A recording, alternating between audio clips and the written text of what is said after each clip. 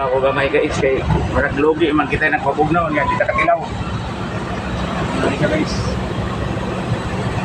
Number 1 ka, number 2 ta guys, hindi mga automatic guys. Stop na siya tanan. Pero yung tas ginawa, tagantag na ibalan. Huwag kita man trabaho. Ano lang, umukugi lang. Sipag lang, no? Sipag lang. Sa Tagalog pa, sipag-sipag lang. Matagal din tayo sa Manila.